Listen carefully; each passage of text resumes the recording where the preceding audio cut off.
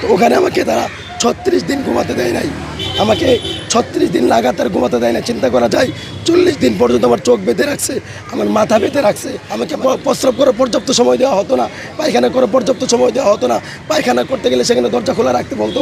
তারপর আমার পোশাক তারা খুলে নিয়েছিল, আমাকে পাগলের পোশাক রাখা হয়েছিল।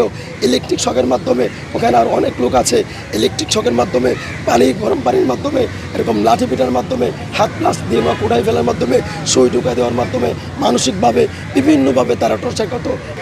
আমি মুফতি মোহাম্মদ শফিকুল ইসলাম, প্রিন্সিপাল মার্কাজুস সুনান মাদ্রাসা পূর্বাচল, ঢাকা।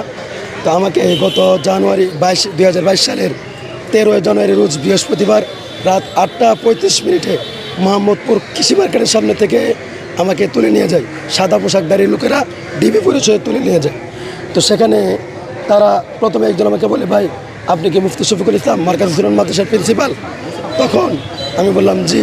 একথা বলতে আরেকজন কানে কানে বলে, আমরা ডিবির লোক, সোজা গাড়িতে ওঠো, নতুবা সোজা গাড়িতে উঠ, নাতে শ্যুট করে মেরে ফেলবো। একথা বলতে তাদের কালো গ্লাসে গাড়ির মধ্যে আমাকে ঢুকিয়ে ফেলে।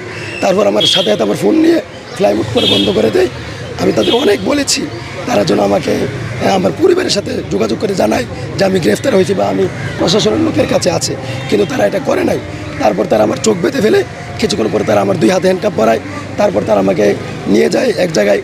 আমি আন্দাজ করেছি বা পরবর্তী সময় জানতে পেরেছি সেটা উত্তরা র্যাব 1-এর তত্ত্বাবধানে, যদিও তারা নিজেকে আমার সামনে ডিবি পরিচয় দিয়েছে, কিন্তু তারা র্যাব 1 ছিল।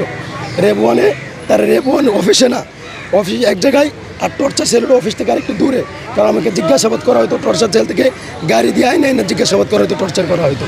তো ওখানে আমাকে তারা 36 দিন ঘুমাতে দেয় নাই, আমাকে 36 দিন লাগাতার ঘুমাতে দেয় না। চিন্তা করা যায় 40 দিন পর্যন্ত আমার চোখ বেঁধে রাখছে, আমার মাথা বেঁধে রাখছে। আমাকে নিয়মতান্ত্রিক ওযু করতে দেয় নাই, নামাজ পড়তে দেয় নাই, তেলাওয়াত করতে দেয় নাই, আমার পর্যাপ্ত খাবার দেয় নাই, আমাকে আলো দেখতে দেওয়া হয় নাই, আমাকে কারোর সাথে কথা বলতে দেওয়া হয় নাই, আমার পরিবারের খবর দিতে দেওয়া হয় নাই, আমাকে প্রস্রাব করে পর্যাপ্ত সময় দেওয়া হতো না, পায়খানা করে পর্যাপ্ত সময় দেওয়া হতো না। পায়খানা করতে গেলে সেখানে দরজা খোলা রাখতে বলতো। তারপর আমার পোশাক তারা খুলে নিয়েছিল, আমাকে পাগলের পোশাক রাখা হয়েছিল। ইলেকট্রিক শকের মাধ্যমে, ওখানে আর অনেক লোক আছে, ইলেকট্রিক শকের মাধ্যমে, গরম পানির মাধ্যমে, এরকম লাঠি পিটার মাধ্যমে, হাত প্লাস দিয়ে বা কুড়াই ফেলার মাধ্যমে, সুই ঢুকা দেওয়ার মাধ্যমে, মানসিকভাবে বিভিন্নভাবে তারা টর্চার করতো। তারা বলতো আমাকে পাগল বানিয়ে ফেলবে। আমি শুধু কান্না করতাম, আল্লাহর কাছে দোয়া করতাম, আল্লাহ তুমি আমাকে সুস্থ রাখো, তারা জানি না আমাকে বাঁচায় রাখো। তারা আমাকে 3বার ক্রস ফায়ার দেওয়ার জন্য নিয়ে গেছিলো, তারা 3বার তারা আমাকে হত্যা করার জন্য নিয়ে গেছে, আমাকে ক্রস ফায়ার দিয়ে মেরে ফেলবে। আমি তাদের হাতে পায়ে ধরে বলতাম আমার কী অপরাধ, আমি কী করেছি। তারা বলছে তোমরা রাষ্ট্রের বিরুদ্ধে ষড়যন্ত্র করো, সরকারের বিরুদ্ধে কথা বলো, সরকারের বিরুদ্ধে বক্তব্য দাও, সরকারের বিরুদ্ধে জুমার খুতবা দাও। আমি বললাম আমি তো ছোটো মানুষ, আমার তো এত পরিচিতি নাই, আমি এতটা ফেমাসও না, আমার কথা কার কী আসা যায়।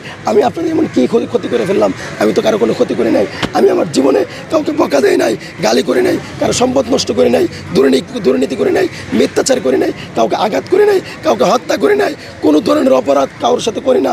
তারপরেও তারা আমাকে এরকমভাবে নির্মমভাবে অত্যাচার করে 40 দিন আমার চোখ বেঁধে রেখেছে। তারপরে 40 দিন পরে তারা আমাকে আমার পোশাক পরতে দেয়। তারপরে তারা আমাকে এক জায়গায় নিয়ে গেছে, সেখান থেকে আমাকে নিয়ে গেছে মেরে ফেলবে। তারপরে তারা এই গাড়ি চেঞ্জ করে অন্য গাড়িতে দিল। 40 দিন পরে রাত 12টায় আমি চোখ খুলে দেখি নীলফামারী র্যাব 13 সিপিপি র্যাব 13তে আমাকে সেখানে নেওয়া হয়েছে। আমি বললাম আমাকে আপনাদের কাছে কে দিয়ে গেলো? তারা বললো আমরা জানি, আমরা বলতে পারবো না, অন্য জায়গা থেকে দেওয়া হয়েছে, যেখানে তোমাকে নেওয়া হয়েছিল সেখানে তোমাকে মেরে ফেলতে নেওয়া হয়েছিল, তুমি বেঁচে গেছো, আমাদের কাছে আসছো। তারপরে তারা আমাকে অনেক টর্চার নির্যাতন করার পরও নীলফামারী র্যাব 13 এরা আমাকে টর্চার নির্যাতন করার পরে আমি ব্যতীত আমার অসুস্থ হওয়া সত্ত্বেও তাদেরকে বলেছিলাম আমাকে চিকিৎসা করানোর জন্য। তারা আমাকে হসপিটাল নিয়ে গেছে, বলছে ডাক্তারের কাছে যাই বলবো তোমার কোনো অসুবিধা নাই। আমি ডাক্তারের কাছে বলতেছি যে আমার অসুস্থতার কথা, সেখানে ডাক্তার আমার কথা গ্রহণ করে নাই। তারাও ডাক্তারকে বলে দিচ্ছে যেন আমার কোনো অসুস্থতার রিপোর্ট তৈরি না হয়। ডাক্তার ভুয়া মিথ্যা রিপোর্ট তৈরি করেছে, আমি সুস্থ। তারপরে সেখান থেকে আমাকে ম্যাজিস্ট্রেট কোর্টে নিয়ে যাওয়া হয়, সেখানে আমাকে বই দেখানো হয় কোর্টে নেওয়ার আগে, যদি তুমি ম্যাজিস্ট্রেটের সামনে সব কিছু বলো এতদিন যাওয়া হয়েছে, তাহলে তোমাকে আমরা সেখান থেকে ম্যাজিস্ট্রেট তোমাকে নেবে না, আমরা আবার এনে তোমাকে গুম করব। আর যদি বলো আমরা যেভাবে বলি এইভাবে যদি বলো, তাহলে ম্যাজিস্ট্রেটের কাছে দিয়ে দিলে তোমাকে একটা মামলা দেওয়া হবে, তারপরে তুমি জামিনে বের হয়ে যেতে পারবা। আমি তাদের হাতে পায়ে ধরে বলছি স্যার যে কোনো মূল্যে হোক আমাকে বের হওয়ার ব্যবস্থা করুন, অথবা ম্যাজিস্ট্রেটের কাছে দেন। তখন তারা বলে ম্যাজিস্ট্রেটের কাছে যদি যেতে চাও তাহলে তারা কতগুলো কথা বলে দিয়েছে, এগুলো বলতে হবে। তারা বিভিন্ন অন্যায়ের কথা বলেছে, এগুলো স্বীকার করতে হবে। আমি চিনি না ওই এলাকা, রাস্তাঘাট কোনো কিছুই চিনি না। তারপরে সেখানে ম্যাজিস্ট্রেটের সামনে আমাকে নিয়ে বলছে কোথায়, আমাকে বলছে গতকালকে তারা গ্রেফতার করেছে, গতকালকে তারা 40 দিন টর্চার করছে, এটা বলে নাই, গতকালকে তারা গ্রেফতার করেছে।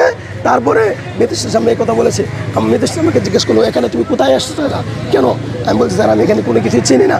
তারা আমাকে এভাবে তারা আমাকে ওই পরের ঘটনাগুলো বলতে দেয় না, র্যাব দাঁড়ায় ছিল।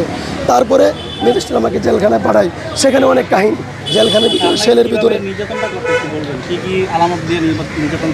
এখানে নির্যাতন করা হয়তো। প্রথমত কথা হলো লাঠিতে পিটানো হয়তো। আর আমাকে সবচেয়ে বেশি কষ্ট দেওয়া হয়েছে, আমাকে লাগাতার 36 দিন ঘুমাতে দেওয়া হয়নি, আমাকে দাঁড়িয়ে রাখা হয়েছে। একটা মানুষ এক লাগা 2 ঘন্টা 3 ঘন্টা 5 ঘন্টা দাঁড়িয়ে থাকলে তার অবস্থা খারাপ হয়ে যায়। 36 দিন আমাকে ঘুমাতে দেওয়া হয় না, আমার মেরুদণ্ড ফেটে যাওয়ার মতো অবস্থা হতো। আমার মাথাকে 40 দিন পর্যন্ত টাইট করে বাঁধা রাখা হয়েছে। আর এর জন্য আমার যে ব্যথা তৈরি হয়েছে এখন পর্যন্ত আমার সেই ব্যথা আছে। আমি 1.5 বছর জেল খাটার পরে বের হয়েছি, 1.5 বছর পরে আজকে পর্যন্ত সেই ব্যথা আমার অনুভূত হয়। আমার সারা শরীরে আমি অসুস্থ হয়তো তেমন অবস্থা হয়ে গেছে, নিস্তেজ হয়ে গেছে। আমি ভালোভাবে হাঁটতে পারি না, একতলা সিঁড়ি উঠতে পারি না। অথচ আমি অত্যন্ত পরিশ্রমী ছিলাম, কর্মঠ ছিলাম, আমি অনেক পরিশ্রম করতে পারতাম। আজকে আমার জীবনটা, হ্যাঁ চোখ বাঁধা ছিল, চোখ বাঁধা ছিল, হাত বাঁধা ছিল, কখনো হাত পিছন দিয়ে বাঁধা রাখতো, কখনো উল্টায়া রডের লেগে ঝুলায়, এরকম রডের সাথে ঝুলায় বাঁধা রাখা হয়তো। ওখানে যে ছোটো ঘরটা, ওই ঘরটা একজন মানুষ শুধু দাঁড়ানো যায়, এর বেশি কিছু করা যায় না। হাঁটা চলা করে একজন মানুষ দাঁড়ানো যায় বা চাইলে বসতে পারে, কোনোরকম শুইতে পারে। এত ছোট্ট একটা কবরের মতো একটা ঘর, ওই ঘরের মধ্যে সেখানে রাখা হয়তো, অন্ধকারের মধ্যে রাখা হয়তো। ওখানে সবচেয়ে বড় কথা হলো যে মানসিকভাবে আমাদেরকে ব্যাপক টর্চার করা হয়তো, শারীরিক টর্চার করা হয়তো। আর আমাদেরকে এভাবে বিভিন্নভাবে গালিগালাজ